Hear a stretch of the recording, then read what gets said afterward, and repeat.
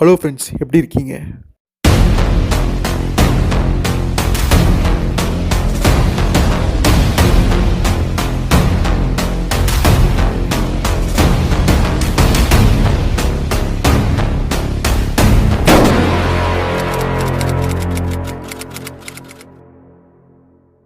Hello friends, எப்படி இருக்கீங்க? டெக்ஸுலருடைய தரமான கதையை நாம இங்க பார்க்க போறோம். இது மொத்தம் 2 பாகங்களா இருக்குது. 2ஐயும் நம்ம தனித்தனி வீடியோக்கள்ல பார்க்க போறோம். இப்ப இந்த கதையுடைய முதல் பாகத்தை நம்ம பார்க்க போறோம். சோ வாங்க வீடியோக்குள்ள போயிடலாம்.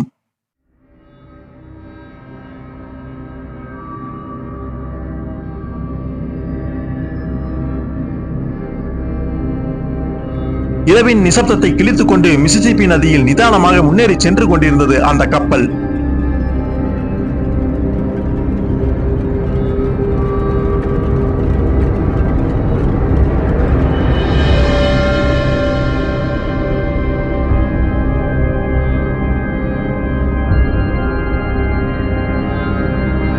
அங்கே கவனி. ஏதோ ஒரு செய்தியை தெரிவிக்கும் சமிக்ஞை மாதிரி தெரிகிறது. ஓடிப்போய் கேப்டனை அழைத்து வா. அந்த சமிக்ஞைக்கு என்ன அர்த்தம் கேப்டன்? எங்களுடைய படகு மூழ்கி விட்டது, காயம், உதவி. நிறுத்து. கப்பலை கரையருகே கொண்டு போவது ஆபத்து கேப்டன். நிறைய நீரடி மணல் குன்றுகள் இங்கே உண்டு. அவை படகை சேதப்படுத்தி விடக்கூடும். எவ்வளவு நெருக்கத்தில் போக முடியும் என்பதை நங்கூரம் சொல்லிடும். அந்த இடத்தில் நிறுத்தி மீட்பு படகை நீரில் இறக்குவோம்.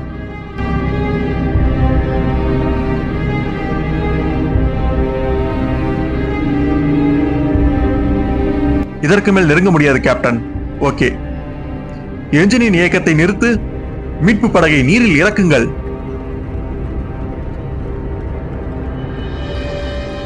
கப்பல் ஏன் நின்று விட்டது? ஏதாவது விபரீதமா? அப்படியெல்லாம் ஏதுமில்லை. படகு ஒன்று விபத்தில் நொறுங்கி விட்டதாம். காயமடைந்த பயணிகளை மீட்கப் போகிறோம். துடுப்பை போடு. அதோ வருகிறார்கள். என்னதான் நடக்கிறது இங்கே? ஏன் கப்பல் நின்று விட்டது கேப்டன்? காயமடைந்த சிலரை காப்பாற்ற வேண்டிய தார்மீக பொறுப்பு காரணம் மேடம். நல்ல வேலை. சொன்னேன் இல்லையா, விபரீதமாக எந்த அசம்பாவிதமும் நிகழ்ந்து விடவில்லை. கடற்கொள்ளர்களின் தாக்குதல் தான் காரணமோ என்று நான் பயந்து விட்டேன். வாய்ப்பில்லை மேடம். வாய்ப்பில்லையா? லிங்கன் மற்றும் கான்சாஸ் கப்பல்களுக்கு சென்ற வாரம் நேரிட்ட கதையை நீங்கள் கேள்விப்பட்டிருந்தால் இப்படி பேச மாட்டீர்கள் கேப்டன். பயணிகள் அத்தனை பேரிடமும் இருந்த பொருட்கள் அனைத்தும் ஒட்டுமொத்தமாக பறிபோய்விட்டன. அப்படியெல்லாம் நமக்கு நேரிடாது. நாட்சஸை தாக்குவது அத்தனை சுலபம் அல்ல. போங்கள் சீக்கிரம். அதிக சலசலப்பை ஏற்படுத்தக்கூடாது. ஜாக்கிரதை.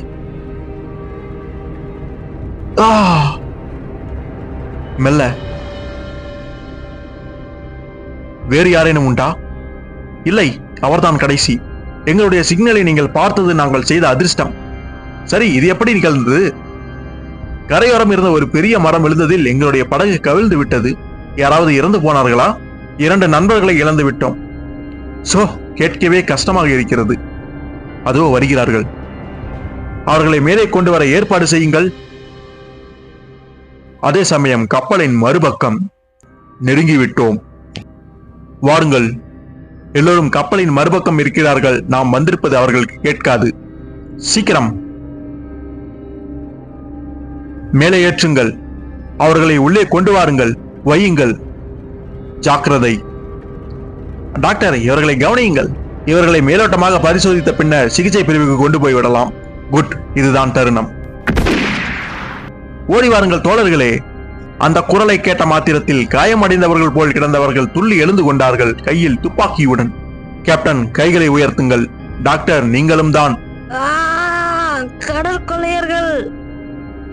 டியர், நாங்கள் சொல்கிறபடி நடந்து கொள்ளுங்கள். இந்த கப்பல் இப்போது எங்கள் வசம். எல்லா இடங்களிலும் பரவி கிடக்கிறோம். நாடகமாடி ஏமாற்றி விட்டார்களே. இனி நாம் வந்த காரியத்தை கவனிக்கலாம்.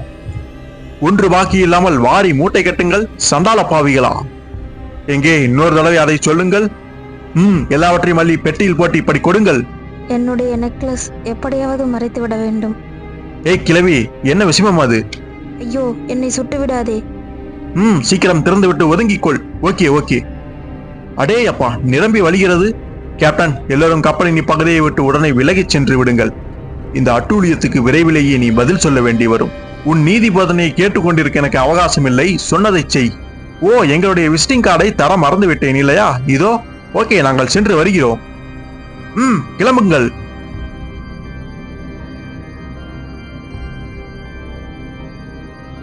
வேகமாக செலுத்துங்கள்.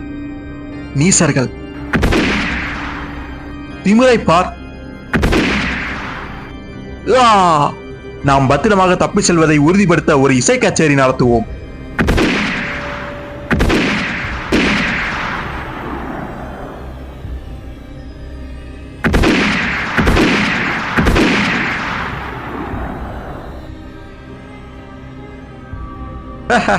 போதும் தோழர்களே, அனைத்து பயணிகளின் கவனத்திற்கு. கப்பலை விட்டு நாம் வெளியேற வேண்டிய நெருக்கடி. தளத்துக்கு எல்லோரும் ஓடி வாருங்கள். சீக்கிரம் சீக்கிரம். ஐயோ, இது என்ன புது விபரீதம்! ஆபத்து கால உதவி படகுகளை இறக்குங்கள் உடனடியாக. மேத்யூ, அவர்களுக்கென பைத்தியமா? ஏன் இப்படி தண்ணீருக்குள் பாய்கிறார்கள்? காரணம் இருக்கிறது. ஒரு வெடிகுண்டை அந்த கப்பலில் வைத்து விட்டு வந்தேன். கண்டுபிடித்து விட்டார்கள் போல் இருக்கிறது.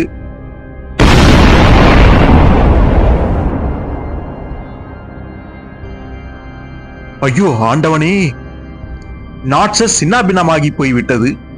வெடித்து சிதறிய கப்பல் தீக்கு இரையாகி கொண்டிருந்த வேளையில் படகில் தப்பியவர்களும் நீரில் குதித்தவர்களும் மெல்ல கரையேறிக் கொண்டிருந்தனர். என்ன ஒரு அட்டகாசமான சாதனை! பாஸ் நிச்சயம் நம்மை மெச்சுவார். இது நடந்த 2 மாதங்களுக்கு பிறகு மெம்பிஸில் ஒரு அலுவலகத்தில் பிங்கர்டன் கம்பெனியின் உயர் பதவியில் இருந்த தங்களுடைய நண்பர் மார்க் பார்லாண்டை டெக்ஸ்விலரும் கார்சனும் சந்தித்து உரையாடிக் கொண்டிருந்தனர். உங்களுடைய ஏஜென்ட்டுகள் எதையாவது கண்டுபிடித்தார்களா? அது விவரம் எங்களுக்கு தெரியாது டெக்ஸ். அவர்களோடு நாங்கள் தொடர்பு கொண்டு பேச ஒரு வாய்ப்பு கிடைக்கும் முன்பே அந்நால்வரும் கொல்லப்பட்டு விட்டனர். கேட்கவே கஷ்டமாக இருக்கிறது. இப்படி சொன்னால் எப்படி? சரி, பிங்கர்டன் இதை எப்படி எடுத்துக்கொண்டார்? சொல்லியா தெரிந்து கொள்ள வேண்டும்? ஒரேடியாக ஆடிப்போய் விட்டார் மனிதர். உங்களை வரவழைத்து இது சம்பந்தமாக பேச வேண்டும் என்று சொன்னவரே அவர்தான். 4 திறமைசாலிகளை இழந்து விட்டதோடு ஏஜென்சிக்கும் அவப்பெயர் ஏற்பட்டு விட்டதோ என்கிற கவலை பிங்கர்டனுக்கு. அதுதானே உண்மை. இவர்களை எல்லாம் இன்னமும் நீங்கள் எங்களுக்கு அறிமுகம் செய்து வைக்கவில்லையே மார்க் பார்லாண்ட். செய்து வைத்தால் போயிற்று. அந்த திருட்டு கும்பலால் பலத்த இழப்புக்கு உள்ளான கப்பல் கம்பெனியின் உரிமையாளர்கள் இவர்கள். லூயிசியானா ஸ்டீம் போட் கம்பெனியை சேர்ந்த மிஸ்டர் காலமன், ஸ்டீமர் ட்ரேடிங்கை சேர்ந்த மிஸ்டர் பில்டர், மிசிசிபி ரிவர் கம்பெனியை சேர்ந்த மிஸ்டர் டெய்லர். மிஸ்டர் காலமன், நீங்கள் ஏதோ சொல்ல வந்தீர்களே? வழக்கை புலன் விசாரணை செய்து நல்லதொரு முடிவுக்கு வழிவகுப்பார்கள் என்று நம்பித்தான் பிங்கர்டனிடம் பிரச்சனையை கொண்டு வந்தோம். ஆரம்பத்தில் அவர்களுக்கு சில இடர்பாடுகள் இருந்திருக்கலாம்.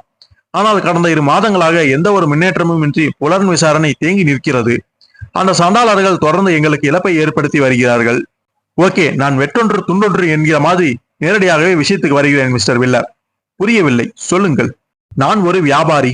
ஊடகமாக பேசி எனக்கு பழக்கம் இல்லை. இந்த அசிங்கமான நெருக்கடிக்கு முடிவு கட்ட உங்களால் தான் முடியும் என்று மார்க் பார்லாண்டை சொன்னார். பேரத்தை ஆரம்பிக்கலாமா? காலமன், கொஞ்சம் பொறுங்கள். இந்த வழிமுறை சரிபட்டு வராது. இல்லை, எல்லோரும் பளிச்சென்று புரிந்து கொள்ளும் மொழி இது என்பது நான் அனுபவத்தில் கண்ட உண்மை. சொல்லுங்கள் மிஸ்டர் வில்லர், எவ்வளவு தொகை எதிர்பார்க்கிறீர்கள் நீங்கள் இந்த வழக்கை எடுத்துக்கொள்ள? இவர்களை எழுந்து வெளியே போகச் சொல்லுங்கள் மார்க் பார்லாண்ட். கோபப்படாதீர்கள் டெக்ஸ். அவர் என்ன சொல்கிறார் என்றால், அவர்கள் போகிறார்களா இல்லை நான் போகட்டுமா? இந்த பொறுப்பை ஏற்றுக்கொள்ள உங்களுக்கு இஷ்டமில்லை என்கிறீர்களா? நீங்கள் உடனடியாக வெளியேறி ஓடி போகாவிடில் உங்கள் பேண்டில் என் ஷூவை துடைத்து சுத்தம் செய்வேன். அப்படி போடு. நாங்கள் என்ன சொல்ல வந்தோம் என்றால், கெட் அவுட். என்ன ஒரு மனிதர்! எல்லாம் வேஷம். ஓ, பிங்கர்டனுக்கு விஷயம் தெரிந்தால் என் மென்னியை முறித்து போட்டு விடுவார். கவலைப்படாதீர்கள். இந்த பணியை ஏற்றுக்கொள்ள எங்களிடம் பேசி சம்மதிக்க வைக்கும் பொறுப்பைத்தானே உங்களிடம் கொடுத்திருக்கிறார். ஆமாம், நாங்கள் இந்த பணியை மேற்கொள்ள சம்மதிக்கிறோம். போதுமா? நீங்கள் கிண்டல் அடிக்கிறீர்களா? இல்லவே இல்லை. டெக்ஸின் வழிமுறையே தனிதான். பின்ன எதற்காக எங்களுடைய வாடிக்கையாளர்களை அப்படி துரத்தி எடுத்தீர்கள்? அவர்கள் உங்களுக்குத்தான் வாடிக்கையாளர்கள், எனக்கில்லையே. இந்த வழக்கை அவர்களுக்காக அல்ல, உங்களுக்காக எடுத்துக்கொள்கிறேன். இனி அந்த பணத்தை பிடித்தவர்களை பற்றி பேச்சை என்னிடம் எடுக்காதீர்கள். உங்களுடைய ஏஜென்ட்டுகளின் மரணம் பற்றி உங்களுக்கு தெரிந்த அனைத்து விவரங்களையும் இப்போது சொல்லுங்கள். எங்களுக்கு தெரிந்தது மிக மிக சொற்பமே. முதலில் சென்ற 2 ஏஜென்ட்டுகளும் நியூ ஆர்லியன்ஸ் போய் சேரக்கூட இல்லை. கப்பல் செயின்ட் லூயிஸில் இருந்தபோது மர்மமான முறையில் காணாமல் போய்விட்டார்கள். அவர்களுடைய உடல்கள் இன்று வரை அகப்படவில்லை. எனவே வேறு 2 இம்முறை தனித்தனியாக பரம ரகசியமாக அனுப்பி வைத்தோம். அவர்களுக்கும் அதே கதிதான் ஏற்பட்டது. ஒருவர் அவருடைய ஓட்டல் அறையில் படுக்கையில் கொலையுண்டு கிடந்தார். இன்னொருவரின் உடலை ஆற்றின் படுக்கையில் இருந்து மீட்டோம். அவருடைய முதுகில் 4 தோட்டாக்கள் துளைத்திருந்தன. கழுத்தில் பெரிய பாலங்கள் கயிற்றினால் பிணைக்கப்பட்டிருந்தது. கெட்டது போ. வேறு எந்த தகவலும் இல்லையா? இருக்கிறது. இதோ ஒரு கபால முத்திரை. கெட்டது போ. இதற்கு என்ன அர்த்தம்? ஒரு சீட்டு மாதிரி தெரிகிறது. செத்துப்போன ஏஜென்ட்டுகள் ஒவ்வொருவரின் சடலத்திலும் இது செருகப்பட்டிருந்தது. மண்டையோடு குறுக்காக 2 எலும்பு துண்டங்கள் கடற்கொள்ளையர்களின் முத்திரை தானே? ஆமாம், குற்றம் நடந்த இடத்தில் அவர்கள் வாடிக்கையாக விட்டு போகும் விசிட்டிங் கார்டு இது. இதை நான் வைத்துக் கொள்ளலாமா? தாராளமாக. இன்னும் வேறு ஏதாவது நான் செய்ய வேண்டும் என்றால் கேளுங்கள். எங்களுடைய சமாதி மீது வைக்க அழகான மலர் வளையங்கள் 2க்கு ஆர்டர் கொடுத்து வையுங்கள். எந்த வினாடியிலும் தேவைப்படலாம். கிழவா, மூடு வாயை. எங்கே தொடங்க போகிறீர்கள்? டெக்ஸ். நியூ ஆர்லின்ஸில் இருந்து. உங்கள் ஏஜென்ட்டுகளில் இருவர் அங்கே கொலை செய்யப்பட்டிருக்கிறார்கள். மற்ற இருவரும் அங்கே செல்லும் போது வழியில் இறந்திருக்கிறார்கள். கொள்ளையர்களின் தலைமையகம் அங்கே எங்கேயோ அருகாமையில் தான் இருக்கக்கூடும். அத்தோடு அந்த நகரம் எங்களுக்கு ரொம்பவும் பழக்கப்பட்ட ஒன்று. நகர ஷெரீப் எங்களுடைய நண்பர் நாட் மெக்கனட். அவரை உங்களுக்கு தெரியுமா? கிண்டலா? அவரும் என்னை போல் ஒரு ஸ்காட்டிஷ்காரர். பேச வேற ஒன்றுமில்லை எனில் நாங்கள் புறப்படுகிறோம். எங்களுடைய வாடிக்கையாளர்களை அழைத்து வழக்கை நீங்கள் எடுத்துக்கொண்டு விட்டதாக நான் தெரிவிக்கலாமா? அந்த தப்பை செய்யாதீர்கள், முகரை பெயர்ந்து போகும். வெறும் தமாஷ் பேச்சு இல்லை இது. நாங்கள் இந்த பணியில் ஈடுபட்டிருப்பது உங்களை தவிர வேறு யாருக்கும் தெரியக்கூடாது. பிங்கர்டனுக்கு கூடவா? அவர் நிச்சயமாக வெளியில் சொல்ல மாட்டார் என்றால் அவரிடம் மட்டும் சொல்லி வையுங்கள்.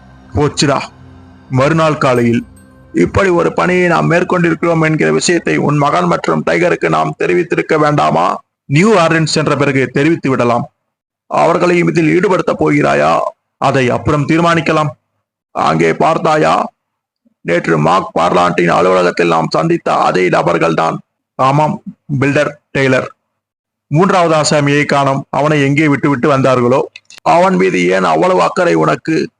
என் கையில் நேற்று எடுத்த அரிப்பு இன்னமும் குறையவில்லை. நல்ல நேரம் அவனுக்கு உன் பார்வையில் படவில்லை. பாரேன், ரேஞ்சர்கள் நம்மை பார்த்து விட்டார்கள். அதனால் என்ன, நாம் நம் வழியில் போவோம். ஹலோ மிஸ்டர் வில்லர், உங்களோடு கொஞ்சம் பேச வேண்டும். ஓ, பேசலாமே. ஆனால் நேற்றைய விஷயத்தை அடியோடு மூடி புதைத்து விட்டேன் நான். வேறு ஏதாவது பேசுவதானால் பேசுங்கள். மிஸ்டர் காலமன் நேற்று உங்களிடம் நடந்து கொண்ட முறை குறித்து நானும் மிஸ்டர் டெய்லரும் மன்னிப்பு கோருகிறோம். விடுங்கள், நடந்து முடிந்த சங்கதி அது.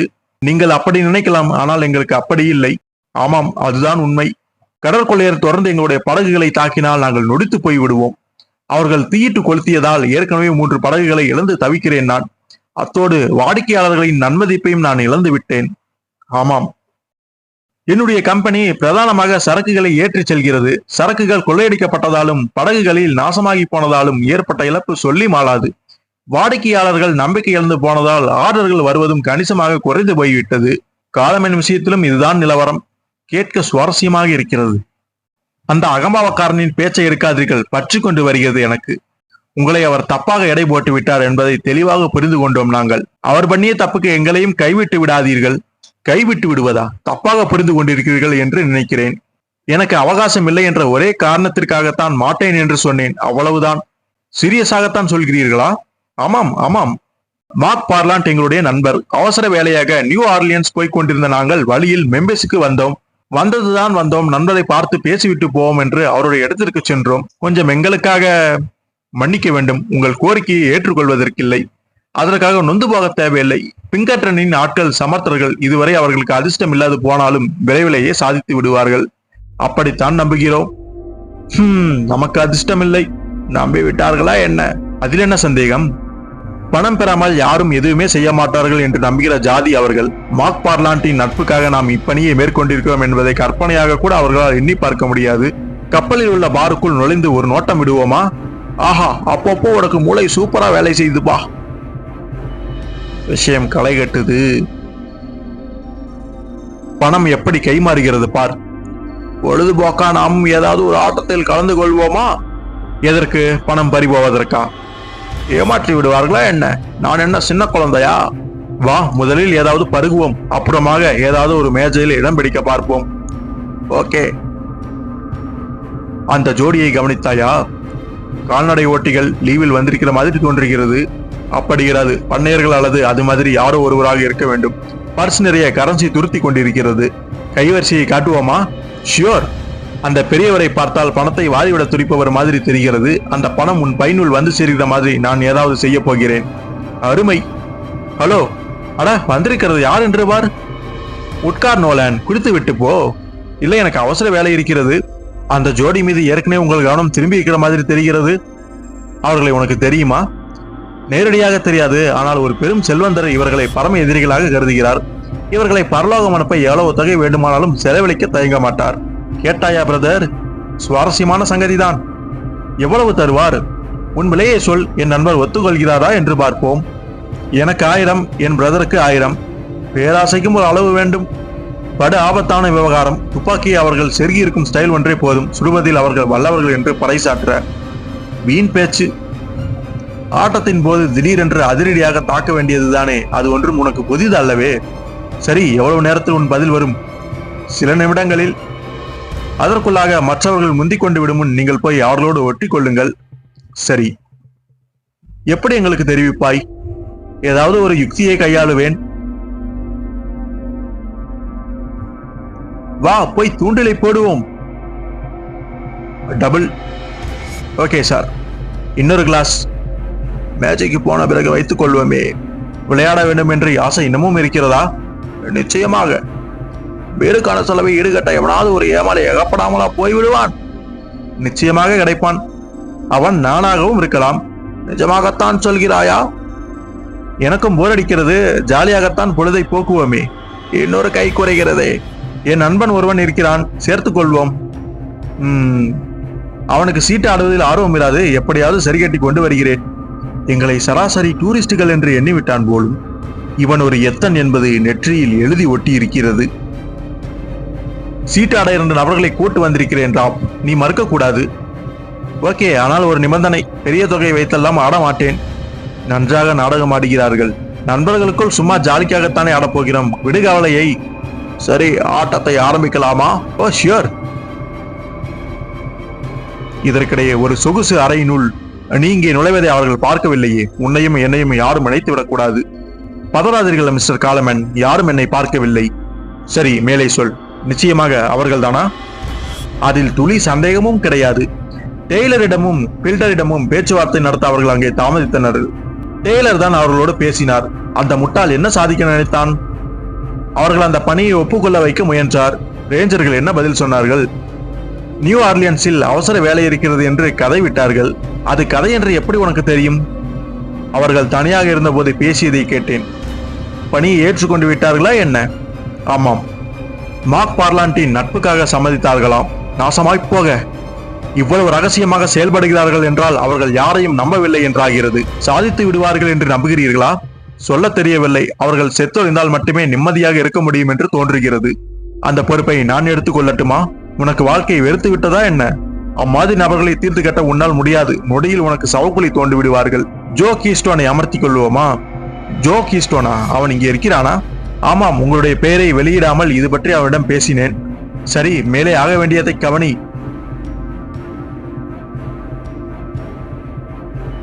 சார், உங்களுக்கு ஒரு தகவல் வந்திருக்கு. நன்றி. இதை வைத்துக்கொள். நன்றி சார். செய்தியின் மனம் தூக்கலாக இருக்கிறது.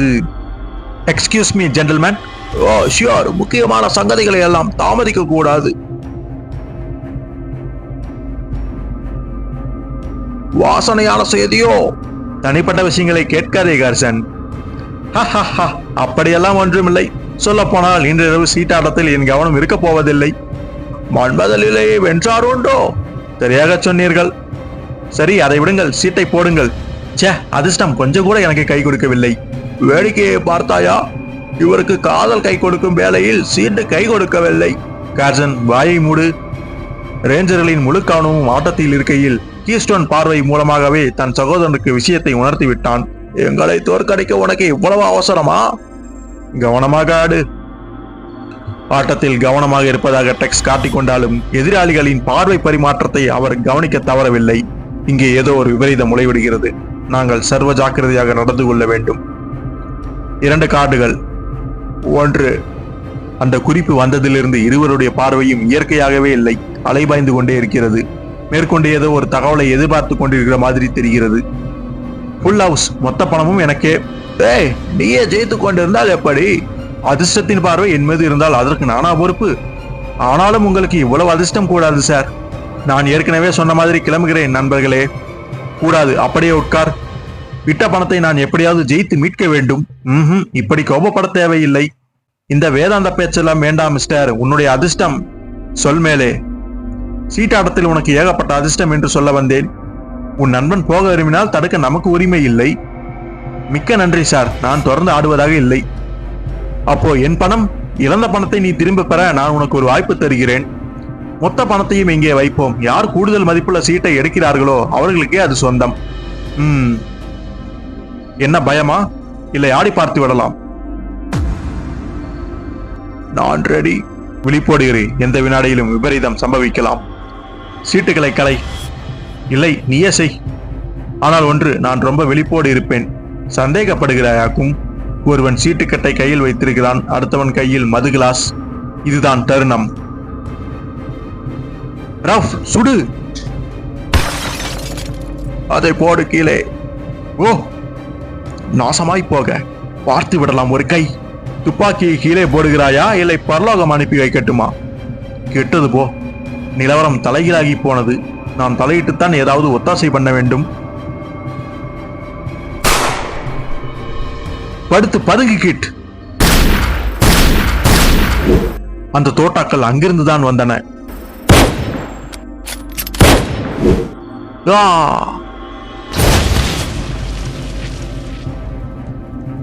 வம்பாகி விட்டதே.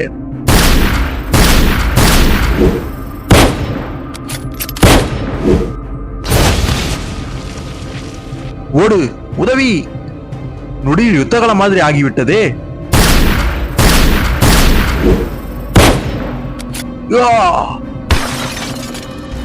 தொலைந்தான். சண்டாளா.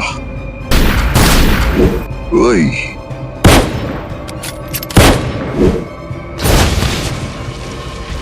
ஓய். முடிந்தது அவனுடைய கதை.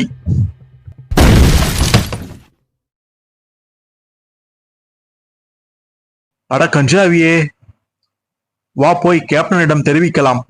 அவசியமில்லை, அதோ அவரே வருகிறார்.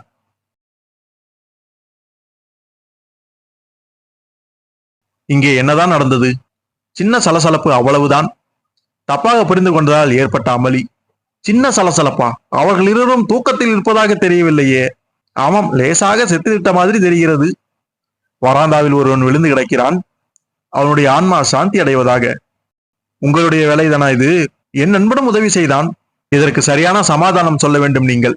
கிட், நீயே சொல். சிம்பிள். அவர்கள் எங்களை தாக்கினார்கள். தற்காப்புக்காக நாங்கள் திருப்பிச் சுட்டோம்.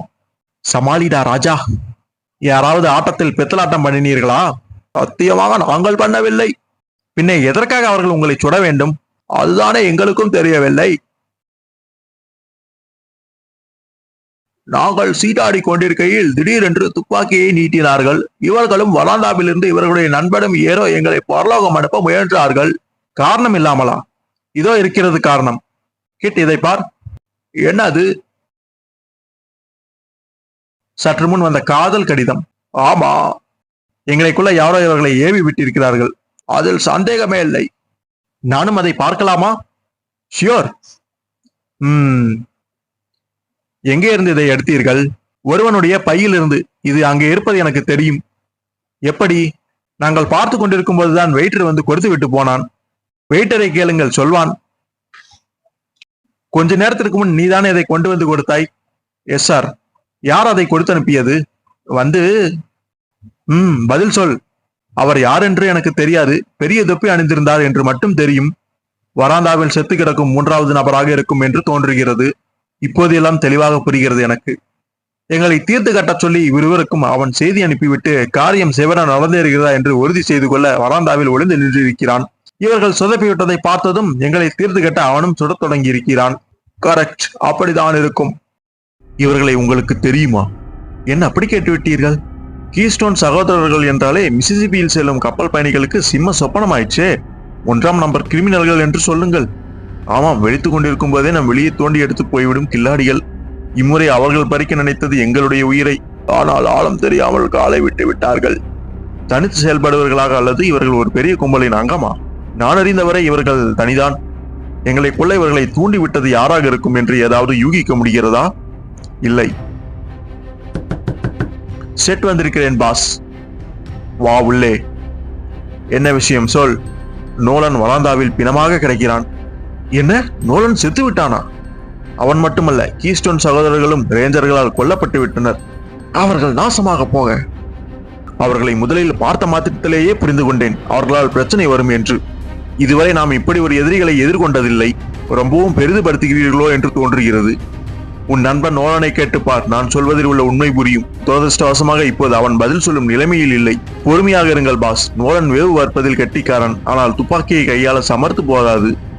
அதேபோல் கீஸ்டோன் சகோதரர்களும் சீட்டாட்டத்தில் சமர்த்தர்கள், சுடுவதில் வேகம் போதாது. அந்த ரேஞ்சர்களை பற்றி விசாரித்தேன். கிடைத்த தகவல் அவ்வளவாக நல்லதில்லை. அவர்களை பார்த்த மாத்திரத்தில் வெட்டியான்களும் சவப்பட்டி தயாரிப்பவர்களும் சந்தோஷ ஆரவாரம் செய்வதாக கேள்விப்பட்டேன். அவர்கள் இருவரையும் ஒழித்து கட்ட உடனடியாக நாம் ஒரு வழியை கண்டறிய வேண்டும். இல்லையேல் வெண்ணெய் திரண்டு வரும் வேளையில் தாலி உடைந்த கதையாக நம் திட்டம் வெற்றியீட்டும் இறுதி கட்டத்தில் பயங்கரமாக தோல்வியை சந்திக்கும். ஏதாவது ஒரு திட்டம் உங்கள் மனதில் இருக்கிறதா? அவர்களை தீர்த்து கட்டவா? இல்லை, ஆனால் மலையை புரட்டியாவது சீக்கிரமே அதற்குள் வழி கண்டுபிடிப்பேன். நான் இப்போது இங்கே இருக்கும் உண்மை பரம ரகசியமாக பராமரிக்கப்பட வேண்டுமே என்கிற கவலைதான் என்னை அரித்தெடுக்கிறது. இதில் உங்களுக்கு பங்குண்டு என்பதை தெரிந்து கொண்டு விடுவார்கள் என்கிற பயமா? ஆமாம். ஆனால் எதற்காக? கீஸ்டோன் சகோதரர்களை பற்றி இங்கே எல்லோருக்கும் தெரியும். நோலனை பற்றி நீங்கள் இனி அலட்டிக் கொள்ள தேவையில்லை. அப்படி இருக்க வீணாக ஏன் நீங்கள் கலவரம் அடைய வேண்டும்? அலட்சியம் ஆபத்துக்கு வித்திட்டு விடும் என்பதால் அவ்விரு ரேஞ்சர்களும் இந்த கப்பலில் இருக்கும் வரை நான் என் கேபினை விட்டு வெளியே வரப்போவதில்லை. கப்பலில் நடக்கும் விஷயங்களை அவ்வப்போது நீதான் வந்து எனக்கு சொல்ல வேண்டும். ஷியோர். இப்போதிருந்தே கண்ணையும் காதையும் கூர்மையாக வைத்துக் கொண்டு கண்காணிக்க தொடங்கி விடுகிறேன். இந்த நபரை பற்றி உங்களுக்கு ஏதாவது தெரியுமா? இல்லை, ஒரு பயணி, அவ்வளவுதான். எங்கே போய் கொண்டிருந்தான் தெரியாது. வழியில் நிறைய ஊர்களில் கப்பல் இருக்கும். இவனுடைய பையில் டிக்கெட் இருக்கும். எடுத்து பார்த்தால் பதில் கிடைத்துவிடும். இதோ பேடன் ரூஜ், நாம் இதுவரை போகாத இடம். இந்த ஆசாமியை உங்களில் யாருக்கேனும் தெரியுமா? இவனை பற்றிய விவரம் தெரியாது, ஆனால் இதற்கு முன் பார்த்திருக்கிறேன். எங்கே? பேடன் ரூஜில். அவனுடைய பெயர் கூட அப்போது தற்செயலாகத்தான் தெரிய வந்தது. தற்செயலாக என்றால்? அடே நாசமா போகிறவனே! துறைமுகத்துக்கு அருகே நான் வாடிக்கையாக உணவருந்தும் ஹோட்டலில் இவன் கண்ணில் படுவான். ஒரு நாள் இவன் உட்கார்ந்திருந்த இடத்தை தாண்டி போகும்போது இவனை நோலன் என்று பிறர் அழைக்க பெயரை தெரிந்து கொண்டேன். வேறு எந்த விவரமும் தெரியாதா? சாரி, தெரியாது. அந்த ஹோட்டலின் உரிமையாளர் காஸ்டனுக்கு தெரிந்திருக்கலாம். அவர்கள் இருவரும் சேர்ந்திருக்க பல தடவை பார்த்திருக்கிறேன். ரொம்ப நன்றி தம்பி, அந்த இடத்துக்கு அவசியம் போவேன். கேட்டது போ. அங்கே கட்டாயம் போங்கள், மீனுக்காகவும் நாடினுக்காகவும். நாடின்? வெயிட்ரஸ் அழகாக இருப்பார்கள். கேட்டாயா டெக்ஸ்? கேட்டேன். மீசை நரைத்தாலும் ஆசை குறையாதோ கண்ணா? என்ன கிண்டலா? ஓடிப்போய் விஷயத்தை பாசிடம் தெரிவிக்க வேண்டும். அப்படியா? ஆமாம், மில்லர் சொன்னதை கேட்டேன். அவர்களுக்கு நோலனை தவிர வேறு பிடி கிடையாது. அடுத்த கட்டமாக காஸ்டனிடம் போவார்கள். அவனை கேள்வி கணைகளால் தொலைப்பார்கள். அவர்களை முந்திக் கொண்டு நீ அங்கே போய் சேர இயலுமா? நிச்சயமா. அங்கே நாம் துறைமுகத்தை சென்றடைந்ததும் நான் நேரே காஸ்டனிடம் போகிறேன். அவர்கள் வழி விசாரித்து அங்கே வந்து சேர நிச்சயம் தாமதமாகும். ஆமாம். காஸ்டனிடம் நான் என்ன சொல்ல வேண்டும்? அவர்கள் அங்கே வந்து கொண்டிருப்பதை கூறு. எதையும் முதலில் வைக்கக்கூடாது என்று எச்சரித்து வை. அவர்களை ஒழித்து கட்டுவதில் நீங்கள் துடிப்பாக இருக்கிறீர்கள் என்பதையும் தெரிவிக்கலாமா? ரகசியமாக அவன் இவர்களை தீர்த்து கட்ட ஒரு வாய்ப்பு உண்டெனில். போலீசார் ஹோட்டலில் விசாரணை நடத்தினால் வம்பாகி போகும் என்று பயப்படுகிறீர்களா? அந்த ஹோட்டல் நமக்கு பல வகையில் பயனுள்ள இடம். அது கெட்டு போய் விடக்கூடாது. பாரில் முண்ட சண்டையில் அவர்கள் இருவரும் பரிதாபமாக செத்து போவதாக சம்பவத்தை உருவாக்கிவிடலாம். செய். அவர்கள் இருவரும் நிச்சயம் பாருக்கு போவார்கள். பாட்டிலால் மண்டையில் ஒரே போடு. தூக்கி சாக்கு பைக்குள் போட்டு பாறாங்கற்களையும் நிரப்பி ஆற்றுக்குள் தூக்கி எரிந்து விட்டால் தீர்ந்தது பிரச்சனை. கேட்க நன்றாகத்தான் இருக்கிறது. நடக்காது என்கிற சந்தேகமா? அவர்களுடைய அடுத்தடுத்த நடவடிக்கைகளை பொறுத்தது உன் திட்டத்தின் வெற்றியும் தோல்வியும். முன்கூட்டியே ஒரு திட்டத்தை தீர்மானித்து அப்படியே நடைமுறைப்படுத்த இயலாது என்று சொல்ல வந்தேன். காஸ்டனும் அவனது ஆட்களுமாக சேர்ந்து இவ்விருவருக்கும் சமாதி கட்டினால் என்னிடமிருந்து பெரும் பரிசு கிடைக்கும் என்று அவனிடம் சொல்லி வை. ஓகே, இந்த செய்தி அவனை உற்சாகப்படுத்தும் என்பதில் ஐயமில்லை. அன்றிரவு நாம் நிஜமாகவே பேடன் ருச்சி போகிறோமா? அதில் என்ன சந்தேகம் உனக்கு? இல்லை, அந்த பையன் சொன்ன தகவலை மட்டும் வைத்து. அதற்காக மட்டும் இல்லை நண்பா, இதற்காகவும் தான். நாசமாய் போக. இது எங்கே இருந்து கிடைத்தது உனக்கு? நோலனின் பையில் இருந்து. ஏன் அப்போது என்னிடம் காட்டவில்லை?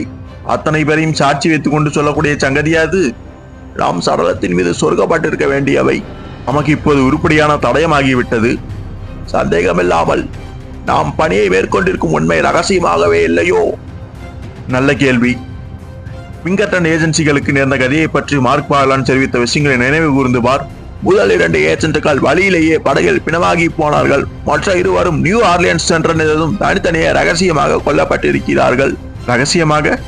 நீ என்ன சொல்ல வருகிறாய்? பிங்கர்டன் ஏஜென்சியில் யாரோ ஒரு ஒற்றன் இருக்கிறான் என்ற சந்தேகம் எனக்கு. கொஞ்சம் பொறு. நாம் பணியில் ஈடுபட்டிருக்கிற சமாச்சாரம் மார்க் பார்லாண்டுக்கும் பிங்கர்டனுக்கும் மட்டுமே தெரிந்த ரகசியம். அவர்களில் ஒருவர் தான் நீ கூறும் ஒற்றனா? உதைக்கிறது. என் உள்ளுணர்வு சொல்வது என்னவென்றால் அந்த உளவாளி நாம் கொஞ்சமும் சந்தேகிக்க முடியாத ஒரு நபராக இருக்கலாம். அதாவது பிங்கர்டனின் வாடிக்கையாளர்களில் ஒருவராகத்தான் இருக்கும் என்பது நிச்சயம். அதாவது கடற்கொள்ளையர்களால் பாதிப்புக்கு உள்ளான படகுகளின் சொந்தக்காரர்களில் ஒருவர். ஆமாம், என் கணிப்பு அப்படித்தான். பாதிக்கப்பட்டவர்கள் அல்லவா அவர்கள்? இருக்கட்டுமே. அப்படியானால் அவர்கள் ஏன் நம் புலன் விசாரணைக்கு முட்டுக்கட்டை போட வேண்டும்? காரணமில்லைதான், ஆனாலும் புதிருக்கு அதுதான் விடை. நாம் வழக்கை எடுத்துக்கொள்ள மாட்டோம் என்று ஆணித்தனமாக மறுத்த பின்னரும் மறுபடியும் நம்மிடம் வந்தார்களே, அதையும் நினைத்து பார். கஷ்டம்தான். ஒவ்வொரில் யாராக இருக்கும் திரும்பவும் நம்மிடம் வந்து மன்றாடிய டெய்லராகவோ பெல்டராகவோ இருக்க முடியாது. நம் சிந்தனையை திசை திருப்பும் நாடகமாகவும் அது இருக்கலாம் இல்லையா? முன்னுக்கு பின் முரணாக அவர்கள் காரியம் செய்ய வேறு என்னதான் காரணம் இருக்கும்? இன்னமும் எனக்கு பதில் தெரியாத கேள்வி அது. நீ தப்பு கணக்கு போடுகிறாய் டெக்ஸ். வீணாக கற்பனை செய்து கொண்டு அவஸ்தைப்படுவதை விட்டொழி, உடம்புக்கு ஆகாது. சரியாக சொன்னாய். வெகு சீக்கிரமே உண்மை என்னவென்று தெரிந்துவிடும். நம்புவோமாக. இந்த அவநம்பிக்கை பேச்சுத்தானே வேண்டாம் என்கிறேன். நோரனை தெரியுமா என்று முதலில் காஸ்னரிடம் விசாரிப்போம். நமக்கு ஆர்வமூட்டும் சங்கதிகள் நிறைய அவனிடமிருந்து வெளிவரும் என்று எதிர்பார்க்கிறேன். அவனை பேச வைக்க என்னால் முடியும் என்று நம்புகிறேன். நீ அதை செய். நீ அவளோடு பேசிக் கொண்டிருக்கும் போது நான் அந்த வெயிட்ரஸுடன் அரட்டை அடித்துக் கொண்டிருக்கிறேன். என்ன தாத்தா, பாட்டி கதை சொல்ல போகிறாயா அவளிடம்? ஏய், இந்த கிண்டல் தானே கூடாது. 2 தினங்களுக்கு பின் பேடன் ரூஜில் அவ்விரு ரேஞ்சர்களும் கப்பலை விட்டு இறங்கினார்கள். எந்த பக்கம் போக வேண்டுமோ தெரியவில்லை. விசாரிப்போம். துறைமுகத்தை ஒட்டியே போகிறது இந்த பாதை. இதுதான் சரியானதாக இருக்கும். நட.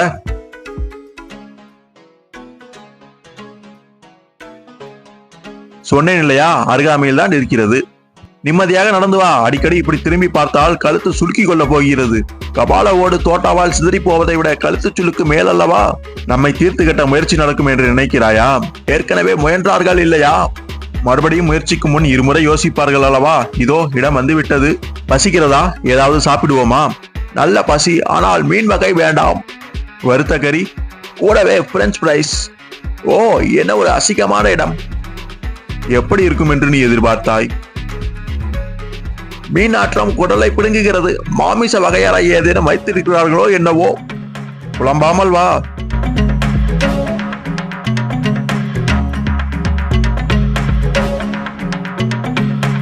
ஆஹா, தேவதையை கண்டேன். பேத்தி வயது அவளுக்கு வலியாதே. Good morning madam. Good morning sir. என்னை பார்த்து எப்படி புன்னகைத்தால் கவனித்தாயா? ஒரு கழுதையை பார்த்தாலும் அப்படித்தான் சிரிப்பாள். அவளுடைய தொழில் அப்படி. வா என்னோடு. இங்கே எதற்காக வந்திருக்கிறோம் என்பது நினைவிருக்கிறதல்லவா? வந்து தொலைக்கிறேன்.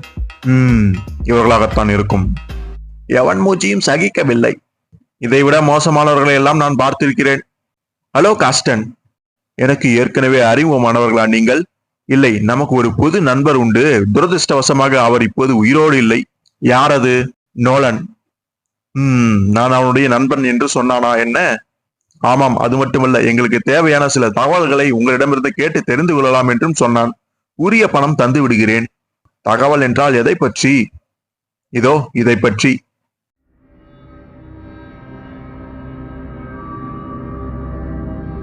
என்ன விளையாடுகிறீர்களா? ஏன் அப்படி கேட்கிறீர்கள்? எடுத்துக்கொண்டு நடையை கட்டுங்கள். இது பற்றி எனக்கு எதுவுமே தெரியாது. பொய். உனக்கு தெரியும் என்பது எனக்கு தெரியும். உன்னை பேச வைக்கும் வழிமுறையையும் நான் அறிவேன். ரெஸ்டாரண்டை நடத்துகிற பொறுப்பு எனக்கு இருக்கிறது. இந்த மாதிரியான சங்கதிகளுக்கெல்லாம் எனக்கு நேரம் இல்லை. எங்களுக்கும் பொறுமை இல்லை. தெரியாது என்று அடம்பிடிப்பதன் மூலம் கூடுதல் தொகையை கறந்து விடலாம் என்று நீ நினைக்கலாம். ஓகே, நாம் இப்போது பேரம் பேசலாமா? உடனே நீ என் கேள்விக்கு பதில் சொல்லாவிடில் உனக்கு கிடைக்கப் போவது நெற்றி பொட்டில் பெரிதாக ஒரு ஓட்டை என்பதை கணக்கில் எடுத்துக்கொண்டு சமர்த்தாக உனக்கு தெரிந்ததை எல்லாம் சொல். புயல் சின்னம் உருவாகிவிட்டது. சும்மா தமாஸ் பண்ணுகிறீர்கள் என்று நினைக்கிறேன்.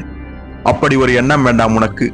துப்பாக்கியை உரையில் போடுங்கள். எனக்கு தெரியாத ஒன்றை சொல்லச் சொல்லி துப்பாக்கி முனையில் வற்புறுத்துவது எவ்வகையிலும் நியாயமாகாது. தெரியுமா தெரியாதா என்று இப்போது பார்த்து விடலாம். நான் நிதானமாக 3 வரை எண்ணுவேன். நான் எண்ணி முடிக்கும் முன் எனக்கு தேவையான தகவல் உன் நினைவில் பதித்து கிடக்கிறதா என்று வேகமாக யோசித்துப்பார். 1. பயல் மூச்சியில் சுரத்து இறங்கிவிட்டது. 2. டக்ஸ் ஆபத்து. Thank you kid. Welcome rascal.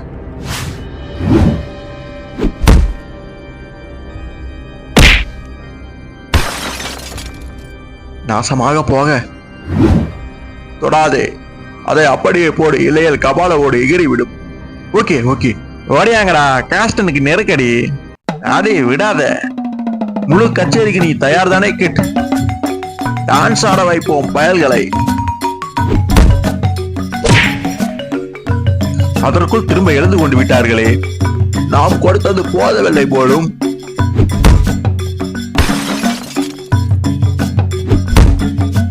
சர்வநாசம் விளைவித்து விட்டார்கள். செருப்புக்கு தகவல் கொடுப்போம். என்னிடம் இதெல்லாம் வலிக்காது தம்பி.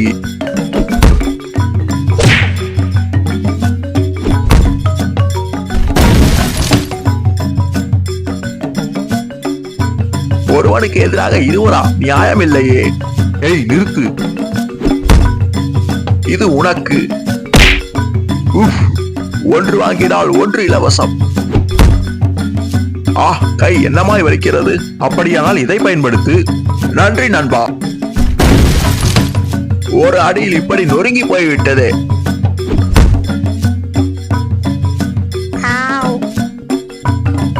சாரி மேடம், நான் வேண்டுமென்று விழவில்லை. ஏய் கிட், ரொமான்ஸ் பண்ண இதுவா நேரம்? ரொமான்ஸ்? அவர்கள் என்னை தள்ளிவிட்டால் அதற்கு நானா பொறுப்பு? இம்முறை உன் வாதத்தை ஏற்றுக்கொள்கிறேன். உன் பெருந்தன்மை வாழ்க. இதோ ஷெரீப். என்ன கலாட்டா இங்கே? ஷெரீப் வந்து விட்டார். ஷெரீப், மொத்தத்தில் எங்களுக்கு நேரம் சரியில்லை. உங்களுக்கா? அதெப்படி? இன்னமும் நின்று கொண்டிருப்பது நீங்கள் இருவர் மட்டுமே. கண்ணை நம்பாதீர்கள், எல்லா பயிர்களும் நன்றாகத்தான் இருந்தார்கள். நீங்கள் வந்துவிட்டதை கேள்விப்பட்டதும் கீழே விழுந்து நாடகம் ஆடுகிறார்கள். ரயில் விடுவதற்கும் ஒரு அளவு வேண்டும். பாபா காஸ்டான் எங்கே? பார் மேட்சிக்கு அடியில் பதுங்கி கிடக்கிறான். யார் நீங்கள்?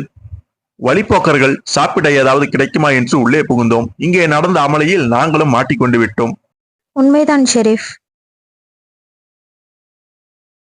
திடீரென்று ஒரு குடிகாரன் இன்னொருவனை தாக்கினான். மின்னல் வேகத்தில் அது பெரிய அளவில் உருவெடுத்து விட்டது. புரிகிறது நாடின். அவள் எங்களை காட்டிக் கொடுக்கவில்லையே. எல்லாமே நொறுங்கி கிடக்கின்றன. இங்கே நஷ்டத்தை ஈடுகட்டப் போவது யார்? எங்களை பார்க்காதீர்கள் ஷெரீப். நானும் என் தோழரும் ஒரு சில நாற்காலிகளை உடைத்தது உண்மை. அதற்காக மொத்த நஷ்டத்தையும் எங்கள் மீது சுமத்தி விடாதீர்கள். இந்தாருங்கள் எங்களுடைய பங்கு. நியாயமான பேச்சு. ஆனால் நீங்கள் ஒன்றுமறியாத வழிப்போக்கர்கள் என்பதைத்தான் என்னால் ஜீரணித்துக் கொள்ள முடியவில்லை. உங்களை இதற்கு முன் எங்கோ பார்த்திருக்கிறேன். இருக்கலாம். டெக்ஸ்வில்லர் கிட்கார்சன் என்று கேள்விப்பட்டிருக்கிறீர்களா? ஓ ஆமாம், இப்போது ஞாபகம் வந்துவிட்டது. செய்தித்தாள்களில் உங்களுடைய படங்களை பார்த்திருக்கிறேன். அப்படி ஒரு அடையாளம் இல்லாத வாழ்க்கையே நாங்கள் விரும்புகிறோம். அதேபடி அமெரிக்காவில் உள்ள பாதி ஜனங்களுக்காவது உங்களை ஒருமுறை ஏறும் நேரில் தரிசிக்க வேண்டும் என்று ஆவல் இருக்கிறதே. உங்களுடைய பாராட்டு வார்த்தைகளுக்கு நன்றி ஷெரீப். ஏதாவது ஒரு மேஜையில் இடம் கிடைக்காதா என்று உள்ளே வந்தோம். இப்போதுதான் ஒரு மேஜை கூட உருப்படியாக இல்லையே. அசுர பசி இன்னமும் அப்படியே இருக்கிறது. உங்களோடு நிறைய பேச ஆசை எனக்கு, ஆனால் அவகாசம் தான் இல்லை. சரி, நீங்கள் கிளம்புங்க. கேட்க சுவாரஸ்யமான அனுபவங்கள் நிறைய இருக்கும் உங்களிடம். இன்னொரு சந்தர்ப்பத்தில் வைத்துக் கொள்வோம். நாங்கள் வருகிறோம். உங்களை சந்தித்ததில் பெரும் பாக்கியமாக கருதுகிறேன். இன்னும் 2 நிமிடம் நாம் இங்கிருந்தால் மனுஷன் நம் காலில் விழுந்து விடுவான் போல் இருக்கிறது. இடியட். எங்கே போகிறோம்? மோப்பம் எடுத்துக் கொண்டே போய் வருத்தக்கறி வாழை அடிக்கிற இடத்தினுள் நுழைந்து விடுவோம். அங்கே நம் முயற்சி தோற்றுவிட்டதில்லையா? அப்படி இல்லை. காஸ்டனுக்கு அந்த விவகாரத்தில் நேரடி பங்கு இருக்கிறது என்ற உண்மையை அங்கே தெரிந்து கொண்டோமே, அது ஒன்று போதாதா? உறுதியாகவா? பந்தயம் கட்டுகிறாயா? இந்த விஷயத்தில் உன்னோடு பந்தயம் கட்ட நான் தயாரில்லை. மண்டையோடு படம் இருக்கும் அட்டைகளை எடுத்து காட்டியதும் அவனுடைய முகம் போன போக்கை கவனித்தாயா? வெளிகள் இரண்டும் தெரித்து வெளியே வந்து விழுந்து விடுகிற மாதிரி பார்த்தான். விசாரணையை நாம் ஆரம்பித்ததுமே விவகாரம் திசை மாறி போய்விட்டது. இன்றிரவு நம்மை தேடி விருந்தாளி வருவது நிச்சயம். எதிர்பார்க்கலாம் தான். தனியாக வருவதானால் உதைத்து பேச வைத்து விடலாம் என்று நம்புகிறேன். போன ஜென்மத்தில் கழுதையாக இருந்தாயோ? நில். என்ன இந்த வாடை? ஆமா, வருத்தக்கறி. இந்த இடம்தான். வா, போய் பார்த்து விடலாம். ஓடி வா. சரியான சாப்பாட்டு ராமன். பசி அப்பனே, வயிற்று பசி. அது தருகிறது கூடுதல் வேகம். பேசாதே. நுழைவோம் வா. இந்தாருங்கள் சார், முடிந்தவரை வேகமாக தயாரித்து எடுத்து வந்திருக்கிறேன். உன்னுடைய அதிர்ஷ்டம் இல்லையேல் பசியில் உன் கையை கடித்து குதறி இருப்பேன். Sorry sir. இப்படி கொடு. முதலில் இங்கே வை. நிதானமாக ருசித்து சாப்பிடுங்கள் சார். ஓடாதெனில் மேற்கொண்டு என்ன வேண்டும் என்று சொல்கிறோம். இன்னும் 2 பிளேட் வறுத்த கறி, 2 கிளாஸ் பீர், அடுத்து வேக வைத்த apple, coffee, French fry 2 plate சேர்த்துக்கொள். என்ன அப்படியே நின்று விட்டாய்? நீ போகலாம். Yes sir. கடவுளே, எத்தனை நாட்கள் இவர்கள் பட்டினி கிடந்தார்களோ, இப்போதுதான் தெம்பாக இருக்கிறது. எனக்கு மட்டும் என்னவா? ஒரு கேள்வி நெஞ்சை உறுத்தி கொண்டே இருக்கிறது. என்னது? சிறைப்பிடம் நாடின் ஏன் நம்மோடு ஒத்து பாடினாள்? காஸ்டனை நீ துப்பாக்கி முனையில் மிரட்டியதை சொல்வார் என்றுதான் நான் எதிர்பார்த்தேன். எனக்குள்ளும் அந்த கேள்வி எழாமல் இல்லை. அதற்கு ஒரு விடை கிடைத்தது எனக்கு. சொல். நாடினுக்கும் விவகாரத்தில் பங்கு இருக்கக்கூடும். சிறைப்பிடம் நான் காஸ்டனை துப்பாக்கி முனையில் மிரட்டியதை அவள் தெரிவித்தால் மண்டையோடு படம் போட்ட கார்டை நான் அவளிடம் காட்ட நேரிடும். அதை அவள் விரும்பவில்லையோ என்னவோ. கேட்க சுவாரஸ்யமாக இருக்கிறது. சில நிமிடங்களுக்கு பின் லைட்டருக்காக பாக்கெட்டினுள் கையை விட்ட கார்சனுக்கு ஒரு சின்ன அதிர்ச்சி. என்ன இலவு காகிதம் இது? போச்சுடா. என்னது? நீயே படித்து பார். இது என் பையில் இருந்தது. நீ என்ன நினைக்கிறாய்? ஆர்வமூட்டும் சங்கதி. நாம் தீவிரமாக சண்டையிட்டுக் கொண்டிருந்த போது யாராவது உன் பைக்குள் திணித்திருக்க வேண்டும். யாராக இருக்கும்? நீ யாரையாவது சந்தேகப்படுகிறாயா? அந்த குழப்பத்தில் அது யாராக வேண்டுமானாலும் இருக்கலாம். இந்தாருங்கள், நீங்கள் கேட்டவை. ஆப்பிள் வெந்து கொண்டிருக்கிறது. நியூ ஆர்லியன்ஸ் செல்லும் மேல் போட்டு எப்போது கிளம்புகிறது என்று சொல்ல முடியுமா? யோசித்து சொல்கிறேன். இன்னும் 20 நிமிடங்களில் புறப்படும். 20 நிமிடங்களிலா? கேட்டாயா கிட்? எழுந்து வா, பிடிக்க முடியுமா பார்ப்போம். ஏய், இதுவும் நான் சாப்பிட்டு முடிக்கவில்லை. ஓடிவா. சோ, நாங்கள் சாப்பிட்டதற்கு மட்டுமின்றி சாப்பிடாதவைகளுக்கும் சேர்த்து இது. மிச்சத்தையும் நீயே வைத்துக்கொள். சீக்கிரம் வா. இதோ. மறைகளன்ற கேஸ்கள், சந்தேகமே இல்லை. 20 நிமிடங்களுக்கு பின் நங்கூரத்தை மேலேற்றுங்கள். சேர்த்து தூக்குங்கள். இன்னும் கொஞ்சம். 1 வினாடி பொறுங்கள். பாய்ந்து வா கிட். குதி. ஆயிற்று. பிடித்து விட்டோம் ஒரு வழியாக. வயிறு முட்டை தின்று இருக்கும் போது இப்படியா ஓட வைப்பது? மூச்சு திணறி செத்து போக இருந்தேன். உன்னை மாதிரி இறைநிற்கிறதெல்லாம் பெரிய காரியமா என்ன? புலம்பாதே. என்றாவது ஒரு நாள் என் சாவுக்கு நீதான் காரணமாக இருக்க போகிறாய் டெக்ஸ். என்றாவது ஒரு நாள் போகிற உயிர்தானே. எழுந்து வா. உன் சமாதியில் மலர் வளையம் வைத்து பார்க்க வேண்டும் என்கிற என் ஆசையை கெடுத்து விடாதே. ஆஹா, நண்பன் என்றால் இப்படி அல்லவா இருக்க வேண்டும்? வா, போய் பாரில் ஏதாவது பருகுவோம். உனக்கு உற்சாகம் ஊட்டுகிற மாதிரி. பில்லுக்கு நீதான் பணம் தர வேண்டும். நீ என்றைக்கு கொடுத்தாய்? கடிதம் எழுதின நபரை நாம் தேட வேண்டும் அல்லவா? இல்லை, அந்த நபர் தான் நம்மை தேடி வருவார்.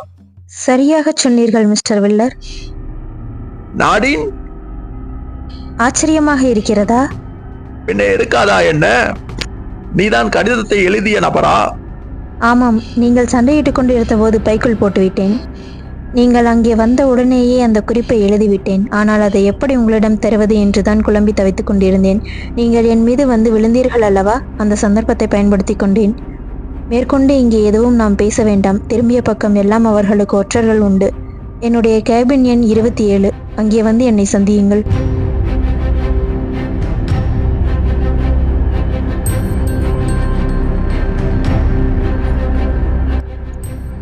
சோ இதோட இந்த பாகம் இங்க முற்று பெறுகிறது நண்பர்களே. இதுக்கு மேல என்ன நடந்தது அப்படிங்கறதெல்லாம் அடுத்த பாகமான சதுப்பில் ஒரு சதிகார கும்பல் கதையில நம்ம பார்க்கலாம். சோ அது வரைக்கும் காத்திருங்கள்.